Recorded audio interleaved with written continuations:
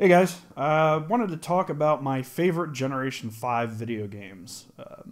But the big problem is I don't have a Saturn, and I've only ever played a couple games on the Saturn in the past.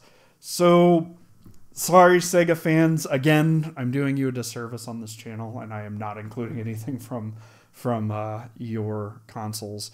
Really, the only Sega system I have is a Genesis. I may try to rectify that in the future, but that's a video for another time. So for now, we're going to be looking at Nintendo 64 games and PlayStation games. So the first game I want to bring up is FZero X. This game is so much fun. It's it's fast-paced, high-speed, just adrenaline-pumping action, and it's very much one of my favorite games in the Nintendo 64. It's obviously one of my favorite games in the Nintendo 64. Otherwise, it wouldn't have made this list.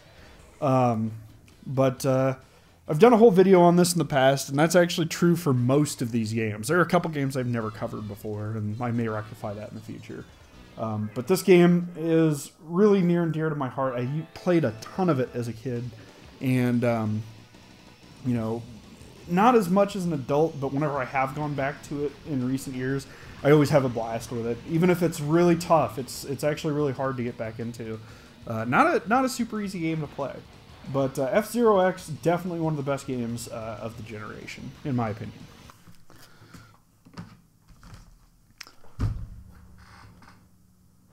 Next game I want to talk about is Vandal Hearts for the PlayStation. This is a tactical RPG. It actually came out before Final Fantasy Tactics, but I didn't know about it until after. This is another one I did a full video on, so I'll link that in the description as well.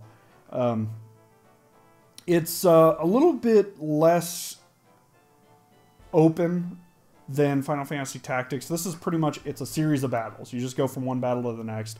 There aren't any random battles.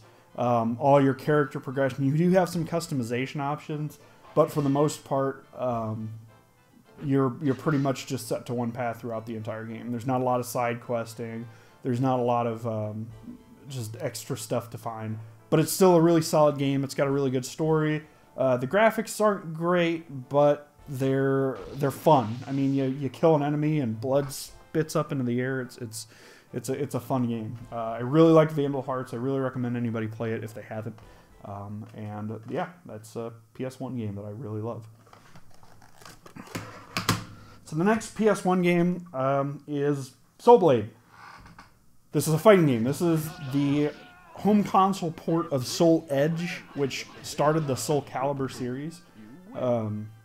Soul Edge came out in the arcades. I have never actually played Soul Edge, but I have put so much time into Soul Blade, especially when I was younger.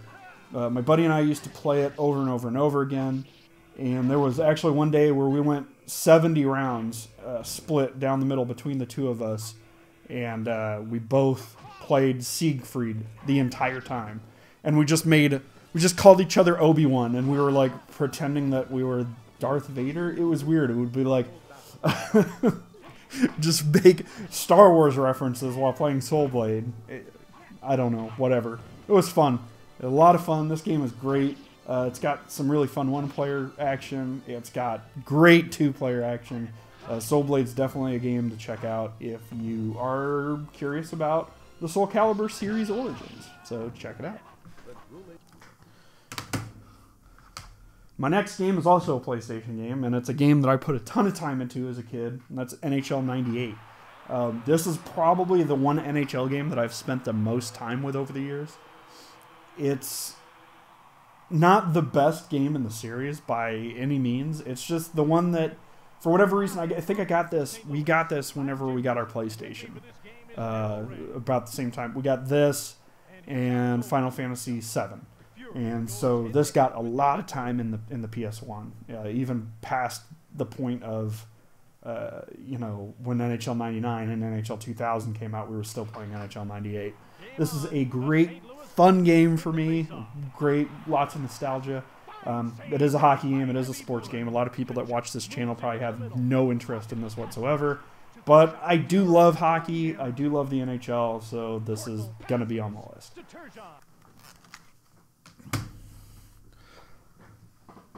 Now, my next Nintendo 64 game is Star Fox 64. This is an on-rail shooter. Done a video on this in the past. I will link that as well. You probably have played it if you're watching this channel, and if you have not played it, you probably should. It's a really fun game. Back when I was a kid, I ended up getting all the medals, killed like the enemies the most efficient way possible in every single level. Great game. I actually played this before I played Star Fox on the Super Nintendo. I didn't play Star Fox on the Super Nintendo until I was older, like until it was on emulation, and even then I didn't put a lot of time into it until I bought it when I started collecting a couple years ago. So this is like, whenever I think of Star Fox, I think of Star Fox 64. Just a great all-around game, a lot of fun with it, a lot of replayability because of the different paths you can take. Just a great all-around game. My next favorite game is another PlayStation game. Most of these are PlayStation games. I'm not a huge Nintendo 64 fan, but I do have some soft spots for a good number of Nintendo 64 games. But Mega Man X4, done a video on this. I called this the last great Mega Man game, really until Mega Man 9 came out. A lot of people disagree with me on that. I haven't played a lot of the Game Boy Advance Mega Man, or Game Boy Advance and DS Mega Man games, so until I do, which I will, this was the last good Mega Man game for me. But I don't think anybody can dispute the fact that this is a phenomenal game. It's the best Mega Man game of the 5th generation by far, by leaps and bounds. And it's fast-paced, it's got a ton of action, it's got just a ton of replayability because you can play as 2 different characters, X and Zero. Just a great all-around game. There's not much else I can say because I've said it all before in another video. But Mega Man X4, amazing game. So my next game is on display behind me, and that would be Ocarina of Time. I've tried to go back to this several times over the last couple years, and I haven't really been able to easily. The last time I played through it was actually on the 3DS with the 3DS remake, which was phenomenal. But Ocarina of Time just holds such a soft spot for me. I just remember getting it. I remember being so excited about it, and I was not disappointed. This game is amazing. It's got a ton of action. There's a ton of stuff to do. I don't believe it's held up quite as well as my imagination remembers it, but it's still a lot of fun to play. I do plan on doing a full video on it in the future. I just haven't gotten around to it yet.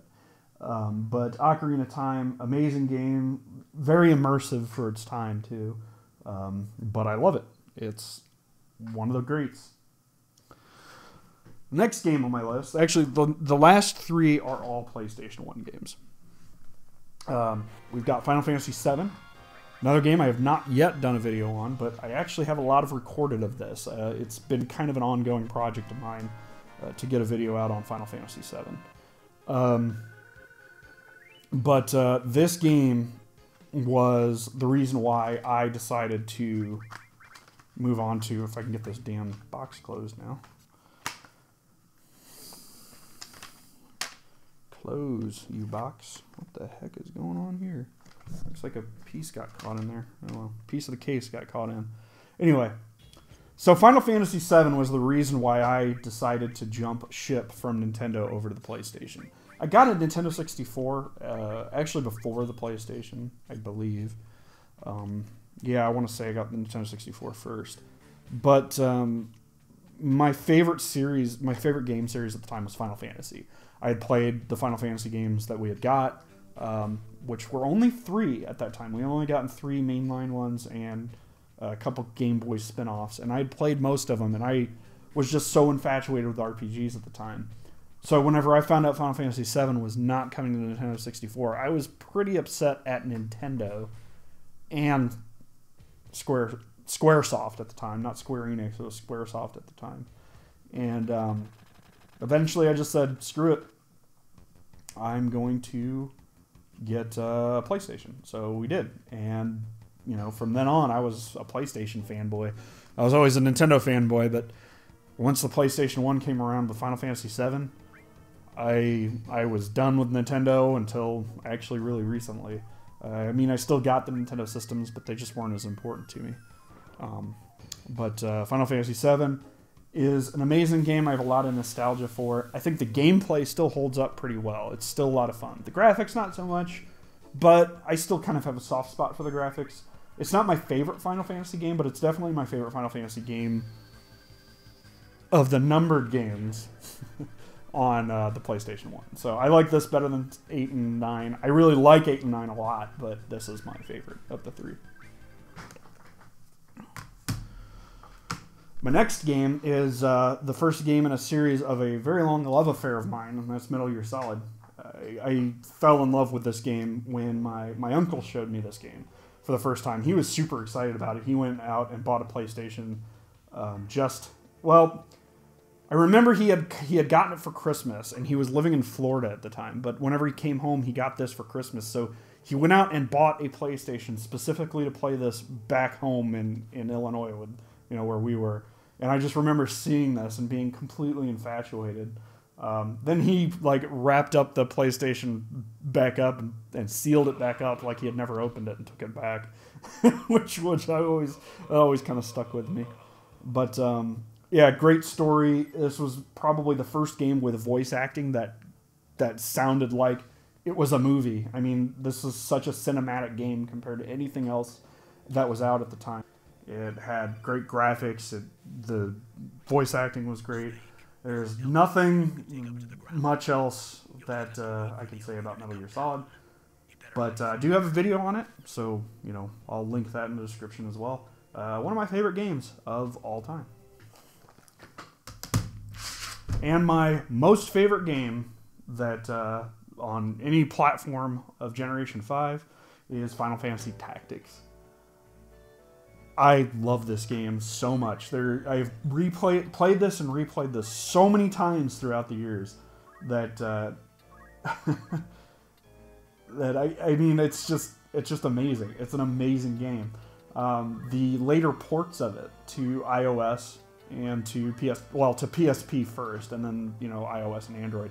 I've played this game on pretty much every single platform it's come out on. That includes Android and iOS. So I've played it on an Android phone, I've played through it on an iPhone, I've played through it on an iPad, played through it on the PlayStation 1. This game is one of my favorite games of all time by easily. The story is amazing. It's convoluted, but it's great. The job system is addictive. It's so deep and addictive, and it just really draws you in. And the lore and the battles and the gameplay. There's not a whole lot I can complain about whenever it comes to Final Fantasy Tactics. It's one of my favorite games of all time. Definitely my favorite game of Generation 5. And that's all I got. Those are my 10 games from Generation 5 that are my favorite. I'd love to get into some Saturn stuff eventually, but that's just not something that's on the agenda right now, unfortunately. Eventually, someday. Especially, I really want to play the Panzer Dragoon games. I really want to play... yeah, that's really all I know that I need to play for Sega Saturn. Anyway, that's all I got, guys. I appreciate you watching. Hope you have a great month of November. And whatever games that you love from Generation 5, leave them in the comments so we can discuss some stuff. All right, that's all I got. Later.